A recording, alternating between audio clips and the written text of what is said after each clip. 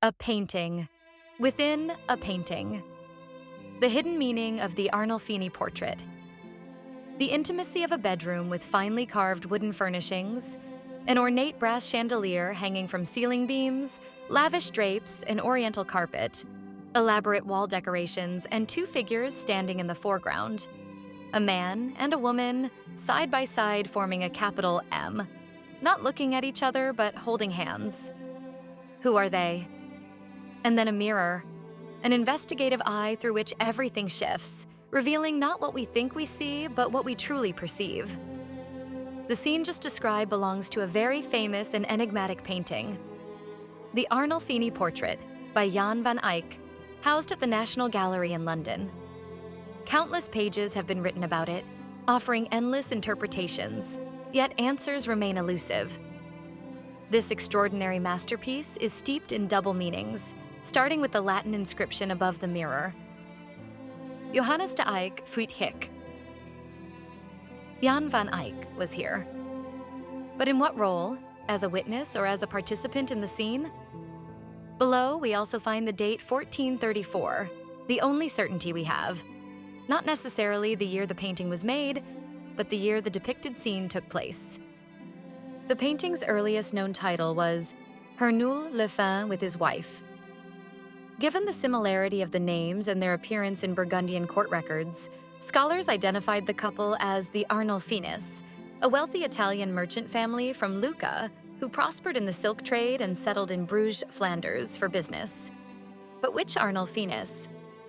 For a long time, it was thought to depict Giovanni di Arrigo Arnolfini and his wife, Giovanna Cenami. However, in 1990, a document from the Burgundian archives revealed that their marriage took place in 1447, 13 years after the painting's creation and 6 years after Van Eyck's death, casting doubt on this theory. The only plausible candidate matching the painting's location and date would be Giovanni di Niccolao Arnolfini and his wife, Costanza Trenta, niece of Lorenzo de' Medici the Elder. However, she died in 1433, the year before the painting's date.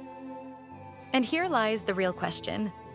Are we looking at a commemorative portrait of his deceased wife or a celebration of his marriage? Observing their gestures, the man, gazing away, holds the woman's right hand with his left, her palm upturned. She, turned 3/4 with her head bowed, fixes her eyes on his right hand, solemnly raised in an oath. Both are sumptuously dressed. He wears a large black hat, a black doublet with a long purple velvet overcoat lined and trimmed with sable fur, black hose, elegant black boots, and a gold ring on his right index finger. She wears a blue gown with a brilliant green, long-trailed overcoat, a white bridal veil with scalloped edges, and a double gold chain around her neck. With her left hand, adorned with 2 rings, one on her pinky and the other on her ring finger, she gathers the folds of her dress at her abdomen, creating the illusion of pregnancy.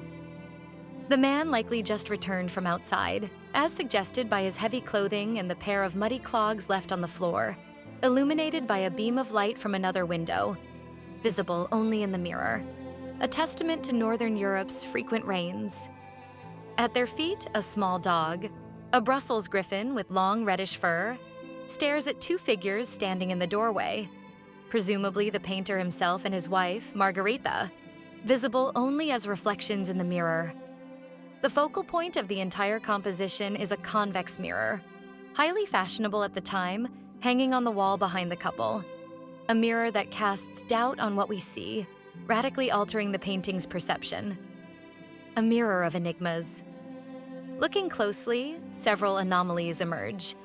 The couple is reflected from behind, yet their clasped hands at the center of the painting are missing, as is part of her face. Since she is not facing forward, we should see her temple and the horn-shaped hairpiece. Most strikingly, the dog is absent. This cannot be an oversight. Van Eyck painted the room with a miniaturist's precision. The landscape outside the window, an open door with 2 tiny figures, one in red, the other in blue, standing on the threshold, mirroring our own vantage point. Even the mirror's circular frame is adorned with 10 small medallions depicting scenes from Christ's Passion and Resurrection, rendered with perfect glass-like illusion. Nothing seems more real than that little dog staring at us. Yet its absence in the reflection makes the room and the mirrored scene irreconcilable. Which should we believe? The mirror symbolizes sight, vanity, but also truth. The one object that cannot lie, showing only tangible reality, not illusions or appearances. If the dog does not appear, it must exist beyond the tangible, and as a symbol of fidelity, it represents marital love that outlives death. Art historian Margaret Coster proposed that this is an epitaph for Costanza Trenta. According to this interpretation, the woman is a revenant, a ghost returned from the afterlife to her mourning husband, who dares not look at her but swears to fulfill her funeral rites. X-rays reveal the man's right hand was repainted multiple times, trembling as if transitioning from refusal, hesitation, fear, reluctance, and finally to acceptance. Objects in the room reinforce this theory. A rosary hanging beside the mirror for praying for souls.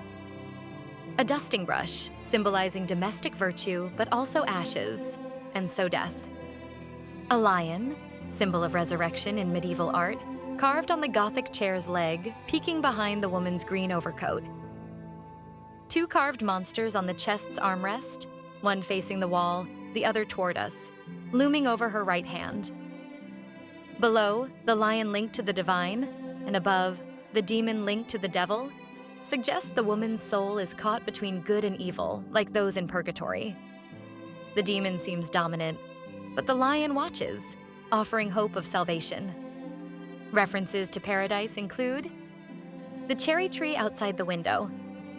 The window's upper glass, formed by circles, evokes divine perfection. Oranges on the windowsill and chest, symbolizing the forbidden fruit in Flemish art. The brass chandelier divides the painting. On the man's side, a lit candle symbolizes life and faith. On the woman's, wax drippings mark a flame now extinguished. The mirror's medallions show Christ alive on his side, dead on hers, yet in the last, where Christ rises, hinting at salvation. On the chair's backrest stands Margaret of Antioch, patron saint of childbirth, with her dragon. Her presence, alluding to motherhood, suggests dual meanings. The woman's seemingly pregnant belly and the broom, evoking ashes, may imply death in childbirth. Or the room may be prepared for an imminent birth, left untouched since her death. Does the man keep the room intact for a new marriage? The red slippers near the chest could symbolize both the deceased wife and a mysterious successor. Two hypotheses, two possibilities echoing the painting's pervasive duality, leaving it open to interpretation. A timeless masterpiece that perfectly embodies Jean-Martin Charcot's words. To look again, to keep looking. Only then do we begin to see.